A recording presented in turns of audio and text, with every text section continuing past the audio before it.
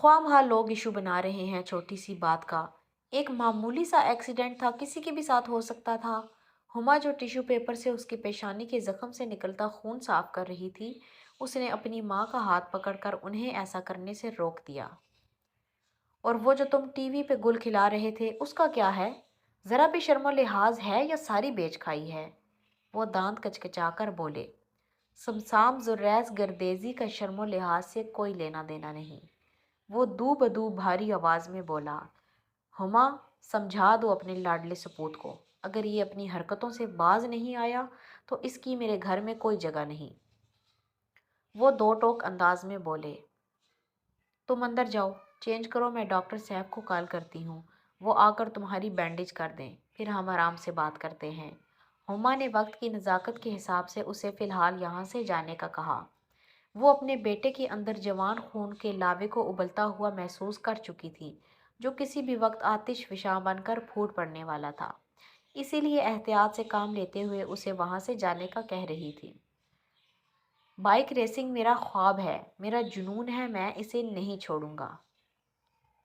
وہ فیصلہ کن انداز سے دیکھتے ہوئے سرد لہجے میں بولا، اچھا ہوا تمہاری بائیک جل گئی، اب نئی بائیک لانے کے لیے 1 روپیہ نہیں دوں گا، بھول جاؤ کبھی بائیک خرید پاؤ گے، تمہاری میرے بنا اس بائیک کو خریدنے کی اوقات نہیں، 3 وقت کھانا بھی ابھی تک باپ کھلا رہا ہے، چلے ہو خوابوں کو پورا کرنے۔ ہوں، انہوں نے استہزائیہ انداز میں ہنکارا بھرا۔ سمسام کی پیشانی کی رگیں پھولنے لگیں، اسے اپنے ضبط کی تنابیں ٹوٹتی ہوئی محسوس ہوئیں۔ اس نے اپنے دونوں ہاتھوں کی مٹھیاں بھینچ کر خود کو سنبھالنے کی کوشش کی۔ چپ چاپ پڑھائی پر فوکس کرو انسان کے بچوں کی طرح، وہ انگلی اٹھا کر دھمکی آمیز انداز میں بولے۔ تو کیا جو بائیک چلاتے ہیں وہ انسان نہیں ہوتے؟ جو ماڈلنگ کرتے ہیں وہ انسان نہیں ہوتے؟ اسٹڈی سے آپ کو کبھی کوئی شکایت کا موقع دیا ہے میں نے؟ نرسری سے لے کر کالج تک ہر کلاس میں فرسٹ پوزیشن کو برقرار رکھا ہے۔ آپ کا وہ چغل خور، وہ عاشر جس نے آپ کو میرے خلاف بھڑکایا ہے، جتنا مرضی زور لگا لے، ہمیشہ مجھ سے ہارا ہی ہے، ہر میدان میں۔ دوسری بات، میں ماڈلنگ سے اتنے پیسے کما لیتا ہوں کہ اپنی اسٹڈیز کا خرچہ اٹھا سکوں۔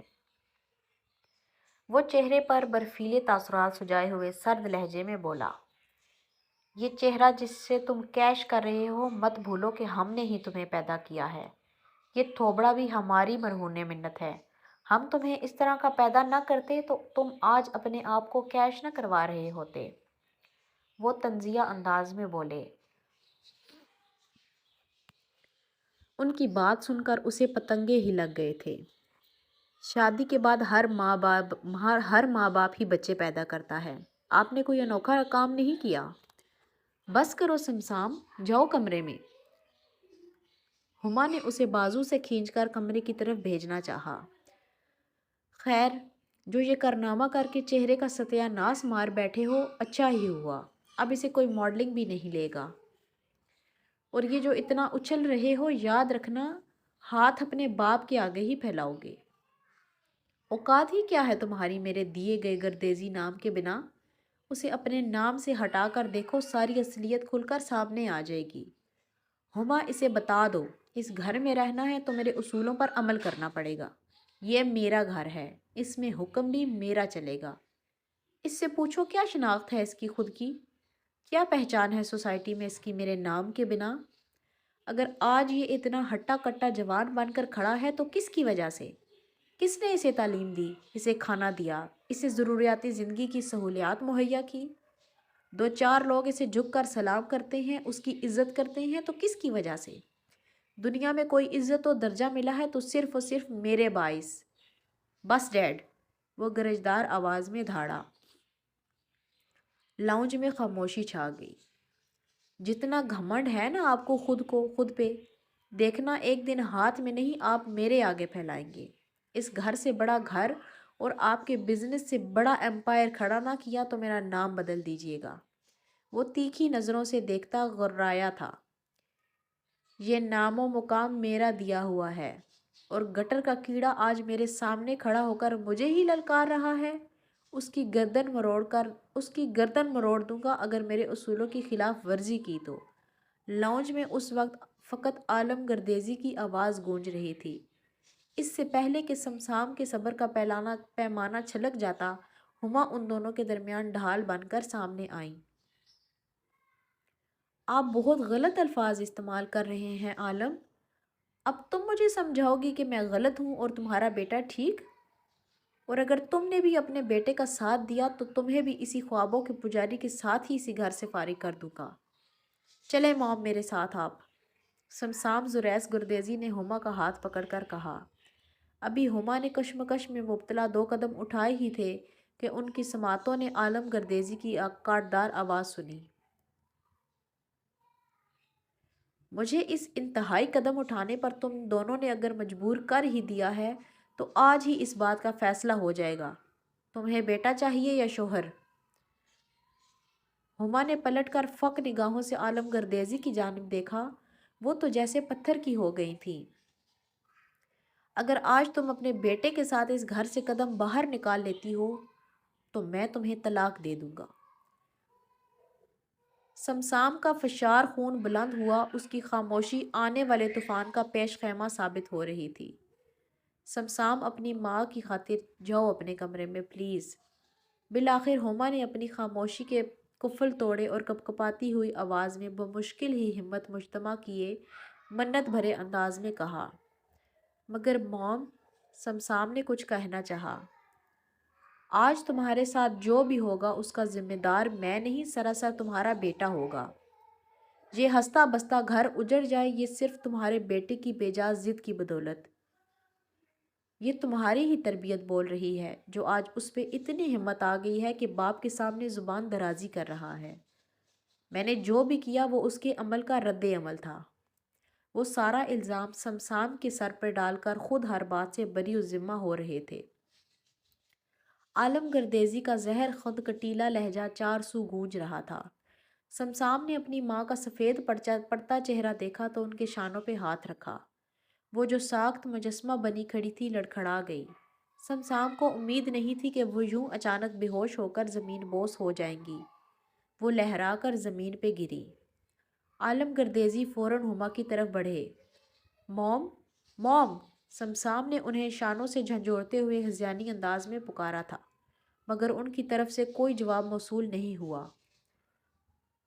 اس نے اپنی لہو رنگ آنکھوں سے سر اٹھا کر عالم گردیزی کو دیکھا۔ اگر آپ کی وجہ سے میری ماں کو کچھ بھی ہوا تو میں آپ کو چھوڑوں گا نہیں، درشت آواز میں کہتے ہوئے اس نے بنا اپنے زخم کی پرواہ کیے اپنی ماں کو اپنی آہنی بازوؤں میں اٹھا کر اور گھر کے دروازے کی جانب بڑھا۔ سعدیہ جو اپنے کمرے میں تھی باہر لڑائی جھگڑے کی آواز سن کر باہر آئی تھی۔ اپنی مما کو سمسام کی بازوؤں میں دیکھ کر اس کے پیچھے باہر کو لپکی۔ عالم گردیزی جہاں کھڑے تھے وہیں کے وہیں کھڑے رہ گئے۔ سمسام انہیں ہاسپٹل لے گیا تھا۔ ہاسپٹل میں جب وہ ہوش میں آئیں ان کی طبیعت سنبھلی تو سمسام نے انہیں اپنے گھر چھوڑنے کا بتایا کہ اب وہ کبھی واپس اس گھر میں نہیں جائے گا۔ ہما نے اسے اپنی ممتا کے واسطے دے کر مجبور کرتے ہوئے عباس گردیزی اور عالیہ گردیزی کے پاس بھیج دیا۔ کم از کم وہ وہاں محفوظ تو رہے گا اور انہیں بھی تسلی رہے گی۔ پیپرز کی تیاری کیسی جا رہی ہے شازماں؟ پیپر جانے اور تیاری جانے، مجھے کیا پتا۔ ابھی تو جلدی سے تم کینٹین کی طرف چلو، بہت بھوک لگ رہی ہے، صبح سے کچھ کھایا بھی نہیں۔ شازماں نے اس کا ہاتھ پکڑ کر اسے کینٹین کی طرف گھسیٹا۔ لیکن تم نے کھانا کیوں نہیں کھایا یہ تو بتاؤ، گل رخ نے سوالیہ لہجے میں پوچھا۔ صبح لیٹ اٹھی تھی نا تو بس پھر چینج کیا، کالج کی طرف دوڑ لگا دی، کھانے پینے کا وقت ہی نہیں تھا۔ سر علی کا لیکچر مس ہو جاتا تو پھر تم سے ہی مدد لینی پڑتی، پہلے ہی میرے دماغ میں کم کچھ ہی جلدی گھستا ہے۔ شازماں ایسا کرو تم جاؤ، میں یہیں لان میں تمہارا انتظار کرتی ہوں۔ گل رخ نے اپنے قدموں کو وہیں روک لیا۔ او مہا کنجوس، سارا دن سر کھپاتی ہو اور ان ٹیوشن کے بچوں سے، کبھی 2 پیسے خود پہ بھی لگا لیا کرو، تکیے کے نیچے پیسے دبا کر رکھنے سے دگنے نہیں ہو جاتے، شازماں نے بھرنا کر کہا۔ ایسی بات نہیں ہے، میرا دل ہی نہیں کچھ کھانے کو، سچی۔ اچھا میرے ساتھ تو چلو۔ شازماں نے اس کے منع کرنے کے باوجود بھی اس کا ہاتھ پکڑ کر اسے ساتھ آنے پہ مجبور کیا۔ اچھا چلتی ہوں، چھوڑو تو صحیح۔ سمسام بلڈنگ کے 2nd فلور کے کوریڈور سے گزر رہا تھا کہ اس کی نظر سامنے موجود کینٹین کی طرف جاتی ہوئی گل رخ پہ پڑی۔ تو پیشانی پہ شکنوں کا جال بچھا کیوں اس کے پیچھے کچھ اوباش اسٹوڈنٹ موجود تھے اور ان میں سے ایک گلے رخ کے دوپٹے کا پلو کا کونا پکڑے اس کے پیچھے پیچھے چلتا شاید کچھ بڑبڑا رہا تھا۔ اس کے قدموں کی رفتار میں تیزی آ گئی۔ تیرے ہاتھ میں میرا ہاتھ ہو، ساری جنتیں میرے ساتھ ہوں، اس لڑکے نے گل رخ کا ہاتھ پکڑ کر خباثت زدہ انداز سے گنگنایا۔ گل رخ فوراً پلٹ گئی اور ہراساں نگاہوں سے اسے دیکھنے لگی۔ تو جو پاس ہو پھر کیا یہ جہاں، تیرے پیار میں ہو جاؤں فنا۔ وہ ڈھیٹ بن کر ڈھیٹ پن کا مظاہرہ کرتے ہوئے دانت نکوستے ہوئے گنگنایا۔ یہ کیا بدتمیزی! باقی کا الفاظ گل رخ کے منہ میں ہی رہ گیا۔ اتنا ہی شوق ہے فنا ہونے کا تو آ تجھے جنت کا نظارہ میں کرواتا ہوں۔ اس نے جارحانہ انداز سے اس کے قریب آتے ہی گرجدار آواز میں دھاڑتے ہوئے ایک جاندار قسم کا پنچ اس لڑکے کے جبڑے پر مارا۔ وہ لڑکھڑاتا زمین پہ گر پڑا۔ اس کا ہونٹ پھٹنے کی وجہ سے خون جاری ہو چکا تھا۔ اس کے ساتھی اسے بچانے کے لیے آگے بڑھے تو سمسام نے پاس پڑی کرسی اٹھا کر ان کی طرف پھینکی۔ دو آگے تھے اور ایک ان کے پیچھے تھا۔ سمسام نے دائیں جانب سے آتے لڑکے کے اپنی طرف بڑھتے ہاتھ کو ایک ہاتھ سے پکڑا اور اپنی طرف زور سے کھینچتے ہوئے سائیڈ سے گزار کر زمین پر دھکیل دیا۔ وہ منہ کے بل اوندھا گرا تھا اور کچھ لمحوں کے لیے اسے سمجھ ہی نہیں آیا تھا کہ اس کے ساتھ ہوا کیا ہے۔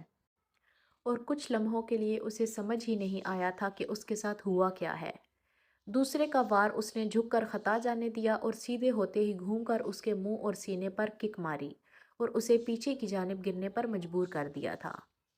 کینٹین اور گراؤنڈ میں مجمع لگ چکا تھا۔